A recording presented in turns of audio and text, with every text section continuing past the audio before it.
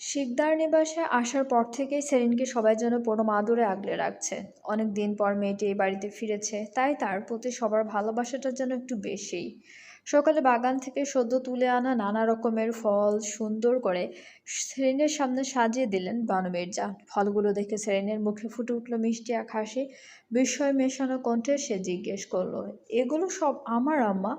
বানু মির্জা মৃদু হেসে স্নেহভরা কণ্ঠে জবাব দিলেন, যত পারো খাও। বাগানে অনেক ফল হয়েছে, রান্নাঘরে আরও রাখা আছে, লাগলে নিয়ে নিও। পেছন থেকে শিমুল এতক্ষণ ধরে সব কিছুই দেখছিল।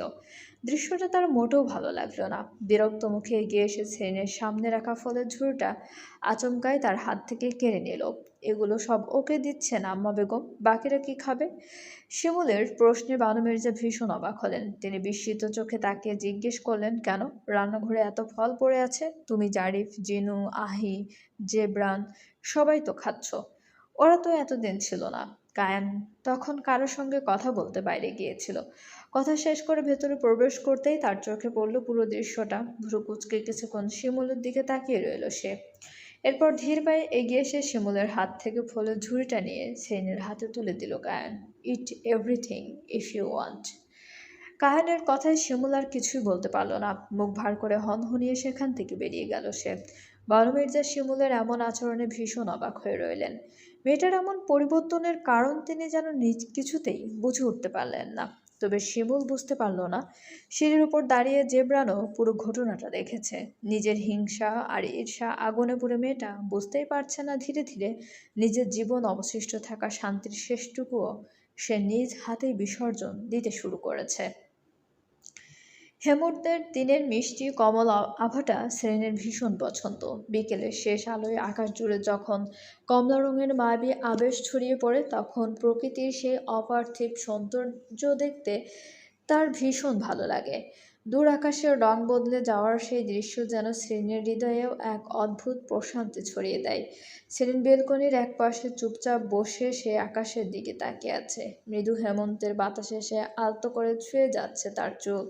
চারপাশের নীরবতা আর আকাশের সোনালি কমলা আলোয় হঠাৎ করেই তার মনে পড়ে গেল ঠিক 1 বছর আগের সেই সময়ের কথা। 1 বছর আগে এমনই এক সময়ে সেরিন আর কায়ান একটি অচেনা গ্রামে আটকা পড়েছিল। সেই অপ্রত্যাশিত পরিস্থিতি যেন ধীরে ধীরে তাদের সম্পর্কের সূচনা করেছিল। সেই সময় থেকেই সেরিন একটু একটু করে কায়ানকে ভালোবেসেছিল। অনুভূতিটা কবে যে তার হৃদয়ের গভীরে শেকড় গেড়ে বসেছিল, সেলিন নিজেও তা বুঝতে পারেনি। এরপর কেটে গেছে গোটা 1টি বছর। সময়ের স্রোতে সেই দিনগুলো আজ অনেক দূর সরে গেছে।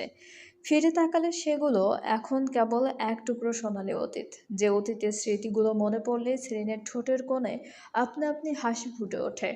সেলিন ঠিক সেসব কথাই ভাবছিল। এমন সময় হঠাৎ কেউ পেছন থেকে তাকে জড়িয়ে ধরল। পরিস্থিতির উষ্ণতায় পরিচিত উষ্ণতায় সেলিন বুঝতে পারল মানুষটা আর কেউ নয়, কায়ান। কায়ান ধীরে ধীরে তার ঘাড়ের কাছে মুখ গুজে দিয়ে মৃদু স্বরে জিজ্ঞেস করলো, কি ভাবছো? সেলিন আকাশের দিকে তাকিয়ে শান্ত গলায় বলল, ভাবছে সেই গ্রামটার কথা। কায়ান কিছুক্ষণ নীরব থেকে মৃদু হেসে জিজ্ঞেস করলো, ওখানে যেতে চাও? সেলিন এবার ঘুরে কায়ানের দিকে তাকালো। তার চোখে মুখে মুহূর্তেই আনন্দের ঝিলিক ফুটে উঠল। হ্যাঁ, চাই।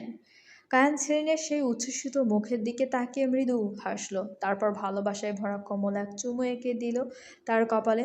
ঠিক আছে, নিয়ে যাব। কথাটা শুনতেই সেলিন ভীষণ খুশি হয়ে গেল। আনন্দে তার মুখটা যেন আরো উজ্জ্বল হয়ে উঠল। সেলিনের গালে তখন একটি ফুলের আঁটি লেগে আছে। খেতে খেতে তার গালটা ফুলে উঠেছে। কায়ান মৃদু হেসে সেই ফুলে থাকা গালে হাত রাখল। কি, সারাদিন এসব খেয়ে বেড়াচ্ছ? সেলিন গাল ফুলিয়ে মজার ছলে জবাব দিল, মজা লাগে, আপনি বুঝবেন না। কায়ান আবারও তার ঘাড়ের কাছে মুখ গুজে দিয়ে মৃদু স্বরে বলল, তাহলে বুঝিয়ে দাও। সেলিন লজ্জায় একটু দূরে সরে গিয়ে বিরক্তির ভান করে বলল, ধুর, ছাড়ুন তো।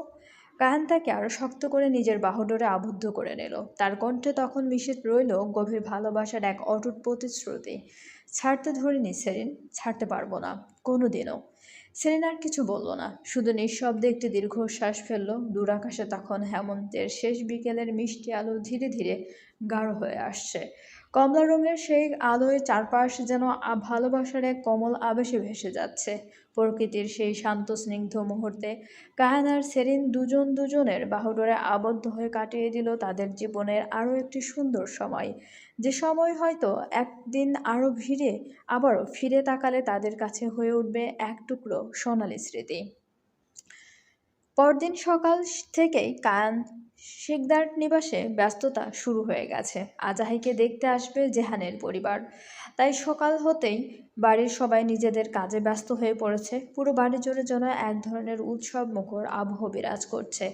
সেলিন সকাল থেকে রান্নাঘরে ব্যস্ত, তার সঙ্গে রয়েছে বানু মির্জা আর শিমুলও। সার্ভেন্টরাও নিজেদের মতো করে কাজে হাত লাগিয়েছে। রান্নাঘরের এক একটি চুলায় এক এক রকমের রান্না চড়েছে।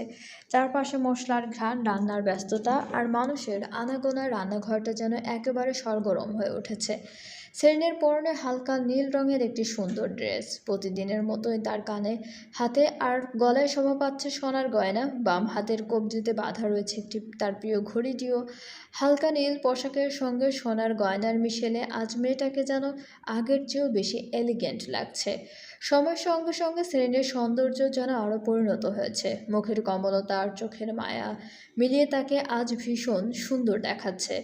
বনু মির্জা কিছু একটা কাজে রান্নাঘরের বাইরে গিয়েছেন। সেলিন তখন চুলার সামনে দাঁড়িয়ে রোস্ট রান্না করছে। তার চুলগুলো সুন্দর করে একটা ক্লিপ দিয়ে পেছনে বাঁধা। রান্নার ব্যস্ততায় সে একেবারে নিজের দিকে খেয়াল রাখছে না।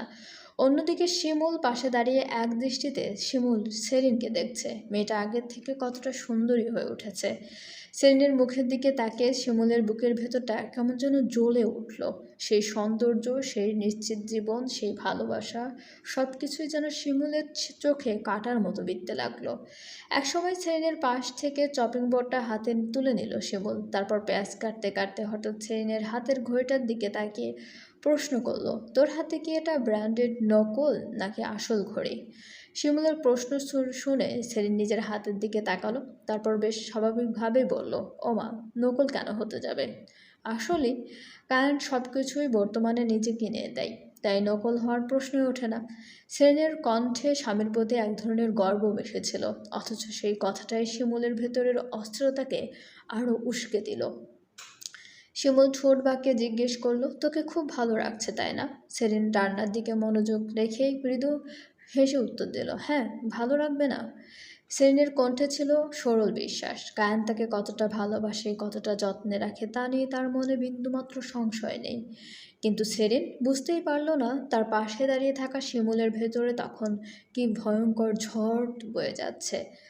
শিমুলের চোখ ধীরে ধীরে জমে উঠল হিংসা। সেলিনের প্রতি তার সেই অদৃশ্য ঈর্ষা যেন মুহূর্তের মধ্যেই ভয়ঙ্কর রূপ নিতে শুরু করলো। পাশের চুলায় তখন একটি পাত্রে পানি ফুটছিল। শিমুল ধীরে ধীরে নিজের হাতে থাকা চাকুটিকে সেই ফুটন্ত গরম পানির মধ্যে কিছুক্ষণ ডুবিয়ে রাখল। তার চোখে তখনও সেলিনের দিকে। তারপর চাকুটি তুলে ধীরে ধীরে সেলিনের হাতের দিকে এগিয়ে গেল শিমুল। ঠিক সেই মুহূর্তে হঠাৎ কায়ান এসে সেলিনের কোমর জড়িয়ে ধরে তাকে নিজের দিকে টেনে নিল।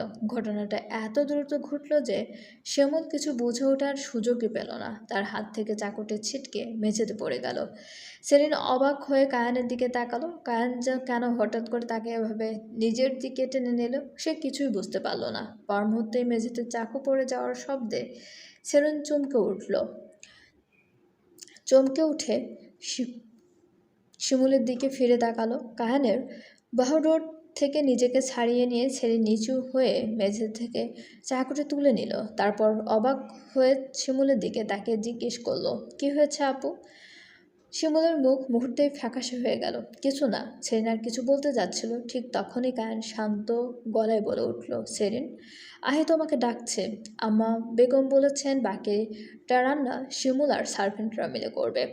সেলিন রান্নার দিকে তাকিয়ে বলল, এখনও অনেকটা বাকি। কায়ানের কণ্ঠে এবার একটু দীর্ঘ হলো। আম্মা বেগম বলেছেন। সেলিন, যাও।